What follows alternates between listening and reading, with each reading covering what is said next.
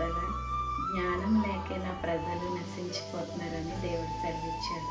అవును, జ్ఞానం లేక ఈరోజు అనేక మంది ప్రజలు నశించిపోయి నరకానికి దగ్గరగా, మరణాలకి దగ్గరగా అయిపోతున్నారు. జ్ఞానం ఎలా దొరుకుతుందంటే దేవుని వాక్యం మనం ధ్యానించినప్పుడు, దేవుని మాటలు మన హృదయంలో భద్రపరుచుకున్నప్పుడు జ్ఞానం అనేది వస్తుంది.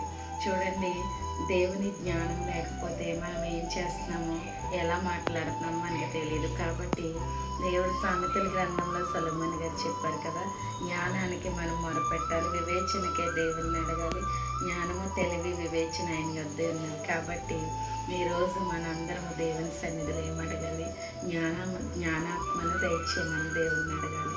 ఎందుకంటే ఈరోజు అనేక మంది ఏం చేయాలో అర్థం కాక, ఎటు వెళ్ళాలో తెలియక, జ్ఞానం లేక నశించిపోతున్నారు.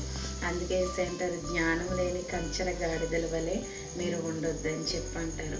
మరి మనం ఎలా ఉంటున్నాము? కంచర గాడిదల వలె తిరుగులాడుచున్నామా? జ్ఞానానికి వెతుకుతున్నామా? దేవుని కొరకు చూస్తున్నామా? దేవుని మాటలు మనం లక్ష్య పెడుతున్నామా? ఈరోజు దేవుడు మనందరినీ అడుగుతున్నారు, మరి దేనికి మనం మొరపెడుతున్నాము? దేనికి సమీపంగా ఉన్నాము? దేవుడు కొన్ని మాటలు దీవించునుగాక. ఆమేన్. Praise the lord.